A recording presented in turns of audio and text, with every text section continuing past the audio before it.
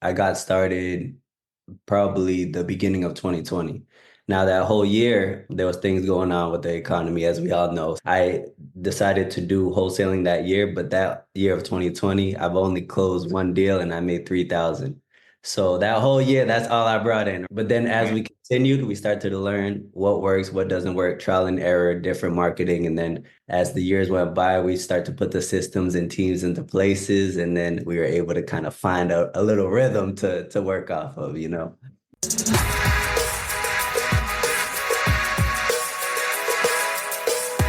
What does it take to go from struggling to close a single land deal to running a high profit, streamlined business with consistent six-figure months? Hello, everyone, and welcome to the Only Land Fan Show. I'm Kendall Lejeune, and today we're diving into Jonathan Duong's journey, how he turned things around, scaled up, and built a streamlined land business that brings in serious revenue. He's breaking down exactly what worked for him, from his marketing strategies to how he builds solid relationships with builders. Jonathan's story is one a lot of land investors can relate to. He started just like most of us, testing things out, making mistakes, and hitting roadblocks. But instead of giving up, he kept learning, tweaking his approach, and figuring out what really works. And now he's closing deals at a level most people only dream about. In this episode, we're unpacking the key moments that changed the game for him, the strategies that fueled his growth, and the mindset shifts that made all the difference. Whether you're just starting out or you've done a few deals but feel stuck, you won't want to miss this one. By the end, you'll have a clear game plan for building a land business that actually works and keeps growing. Let's get into it. Every time people post their deals and stuff, people talk about the amount, but I try to tell everybody it doesn't matter if it's 1,000, 10,000, 100,000. We're after the knowledge that we attain after each deal. There's always loopholes that we're learning. So even though we're closing deals, there's always a new objection that we must overcome. So a little backstory on this, right? I sent out mailers and I got somebody to respond, and it was somebody that owned 3 lots, right? So I got those under contract and I needed help finding a buyer. So I posted on Facebook Marketplace. Somebody reached out to me and they had buyers. So we ended up JVing things, it wasn't as smooth. We had to send some addendums to, extend the contracts. But once we closed those deals, I made $1,000 per each lot, right? And the dispo company, they made 3,500 off of each lot. So Wow. yeah, so they made off, but like I said, when we come back to this conversation, it was deeper than the money. It was the proof of concept that kind of just turned the wheels. And then from there on, I was like, this is real. Jonathan's first deal wasn't some huge payday, but it proved one crucial thing. This business model works. And that's what so many new investors miss.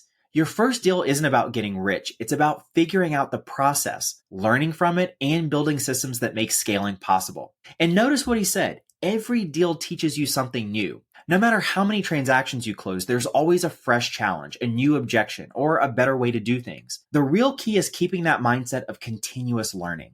Now let's talk patience. Jonathan's first deal didn't happen overnight, and he didn't let the slow start throw him off either. If you're feeling frustrated because you haven't landed a deal yet, just remember, momentum builds with persistence. Most successful investors didn't hit it big on their first try. They pushed through the early struggles. And that's where proof of concept comes in. Even if your first deal only brings in a small profit, what really matters is that you know now how to do it. That knowledge is what allows you to scale up to bigger and more profitable deals. From our processes, we're going to get the builder's criteria first. So once you build these relationships with the builders, they're going to tell you, hey, Jay, we're paying $60,000 for a half an acre lot. And it just has to have utilities. We got to make sure there's no wetlands or tortoise burrows.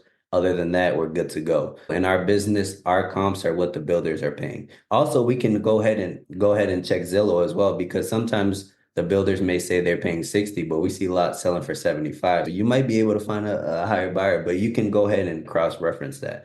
But now that we got an idea from what the builders are paying, we understand if we get it for 45, 50, 50, even 55, we're able to go ahead and make that spread in between. So you don't got to make it too complicated. Once you build that relationship, you ask them what they're looking for, you get their criteria. And then a question I also like to ask are, what are the lots you do not want?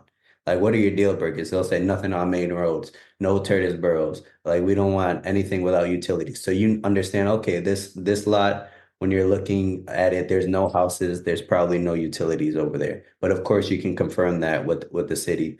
But you just want to kind of keep it simple. I don't like to get anything under contract if I know I can't sell it. Sure. So that's where the reverse engineering comes in. So if I get something under contract, it's because I already have somebody in mind. Or sometimes if I'm working with certain builders and we built that relationship, I'll pitch the lot to them before I get it under contract. Just because we've done business before, they'll say, "Hey Jay, I can pay 60,000, for example," and then I have it maybe for 42 or something. So then I connect the dots from there. So I don't like to get anything under contract. If it's like I like to have an end buyer in mind because I don't want to stress to find buyers when my whole business model is like reverse engineering. We already know who wants this one. Instead of playing the guessing game, Jonathan goes straight to the source. Builders. This is reverse engineering at its best. By understanding exactly what buyers want up front, he avoids getting stuck with contracts that don't move. A lot of wholesalers make the mistake of locking up deals first and scrambling to find a buyer later. But Jonathan flips that approach on its head. He knows exactly what builders need: lot size, location, zoning, utilities, and only goes after deals that fit their criteria. That means fewer wasted contracts and way more successful closings. The takeaway here is efficiency. If you're just starting out, focus on understanding your buyers first. Instead of taking random shots, figure out what they actually need and bring them the right deals. It'll save you time, cut down on cancellations, and build strong relationships with repeat buyers. If you're getting value from this, don't forget to hit subscribe so you never miss an episode. And let us know in the comments, what's been your biggest takeaway so far? So the main two marketing channels for me is SMS and mailers. So one page blind offers right now. We go ahead and we send SMSs, and with our SMS system, it has workflows, for example. So we'll send a text, and if they don't respond in 3 hours, they'll get another text. And if they don't respond in 6 hours, they'll get another text. And if they don't respond, they'll get another text in 2 days until they respond. Then the workflow stops, right? So that workflow is how it works for the SMS side. For the mailers, we send the one page blind offers. They're pretty straightforward. We make the offer. If they're interested, then they give us a call. Or if they got something to say because they're not interested, they'll give us a call. You know how it Yeah, is. you'll get those calls too. Absolutely. It's not all sweet. So we understand that. I do enjoy the mailers more. I feel like we get more quality leads in their inbound. It's not like we're just cold calling or cold texting somebody out of the blue. We send a letter. If you're interested, give us a call. So I do enjoy that process as well. But SMS has really been our bread and butter of getting a hold of a lot of people and building the rapport for the follow-up, because it's very rare that you text somebody or send them a mailer and they're ready to go. So understand that this is a follow-up, guys. Don't think you're going to jump in here and just touch a lead and get a deal. Jonathan isn't just throwing money at marketing and hoping for the best, he's tracking what works. And what he found is interesting. While SMS texting helps him reach more leads, mailers actually bring in the highest quality deals. And that's a key insight. More leads don't always mean better deals. Understanding where your best deals come from is how you scale smart. And here's something that separates top investors from struggling ones: follow up. Most deals don't happen on the first touch. Sellers need time. They need multiple interactions. They need trust. Jonathan's system ensures that no lead slips through the cracks, and that's why he closes more deals than most wholesalers. The biggest takeaway here is if you're not tracking your marketing numbers, response rates, conversion rates, follow-up success, you're flying blind. Jonathan's ability to scale comes from knowing exactly where his deals originate and how to maximize them. I'm trying to get into partnering with these builders instead of just flipping the lot to them. We have the skill of finding land at a great price off market at discounted lots. The fact that we're able maybe to build to rent or build to sell and stay in the deal a little longer to make more in the back end because we don't need the money like right away now. So I would just tell everybody to learn different exit strategies, get creative, and just understand that wholesaling is a great way to get in the business, but it's not the only way to do things. Just the different exit strategies. And for me, like all I know is info a lot. So when I see people like you and other people in the land business doing different things and the different opportunities, I'm just like, so I would just tell people to have different tools in your toolbox, to have different exit strategies, to understand that that's not the only way to do things. The way I do things isn't the only way I do things, just like the same for you and anybody else. Some people target infill a lot, some people do well with acreage, some people do land entitlements, some people are partnering with builders to build to rent. There's so many different ways. That's why I love land. I think that's why I was so intrigued in it. I'm like, from this, everything we see around us came from this. So there's just so many different exit strategies, and everybody gets caught up in wholesaling, and that's amazing. Do what you want to do, and it works. But understand that there's so many different exit strategies, and You can get creative with things, it's just endless opportunities, bro. Jonathan isn't just wholesaling anymore, he's thinking bigger. And this is where a lot of investors get stuck. They get good at wholesaling and then they just keep doing the same thing. But the real wealth in land, it comes when you start leveraging relationships to do more than just quick flips. This is a huge mindset shift. Instead of selling land deal by deal, Jonathan is partnering with builders to capture a bigger piece of the action. That could mean co-developing lots, structuring deals where he gets paid in phases, or even holding on to properties for long-term appreciation. Think about it like this. Wholesaling is great for cash flow, but if you want real financial security, you need to start looking at bigger plays. If you're already wholesaling, ask yourself, how can I capture more value from each deal? That's exactly what Jonathan is doing.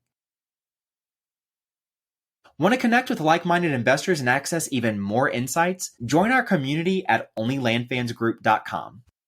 All right, let's take a step back and break down the biggest takeaways from Jonathan's journey, because there's a lot to unpack here. And if you really apply these insights, you'll be operating on a whole new level in your land investing game. First, let's talk about that first deal. If you're just getting started, you probably got that little voice in your head saying, what if this doesn't work? Jonathan's story proves that your first deal isn't about making a fortune. It's about proving to yourself that this business model actually works. He only made $3,000 on his first deal, but that was all he needed to see that the process was repeatable. So if you take nothing else away from this episode, remember this. Your first deal is the foundation, not the finish line. Next up, tracking your numbers. Jonathan isn't out here guessing which marketing channel works best or where his best deals come from. He tracks everything. Deal flow, response rates, conversion metrics, so he knows exactly where to focus his time and money. If you're not tracking your leads, your marketing performance, and your revenue, you're basically just throwing darts in the dark. The investors who actually scale treat this like a real business, not just a side hustle. And finally, relationships. This is where the long game is won. Jonathan didn't just wholesale to random buyers. He built relationships with builders. Why? Because when you're working with people who need land consistently, you're not out there scrambling to try to find a buyer every single time. That's how you shift from constantly chasing deals to having a steady pipeline of opportunities. If you're only thinking about the next deal, you're missing the bigger picture. Start thinking about repeatable relationships that keep deals coming to you. So let's break it down one more time. Prove to yourself that the process works by getting that first deal done. Track your numbers so you can scale, and build the right relationships so you're not always starting from scratch. Do that, and you'll set yourself up for long-term success in land investing.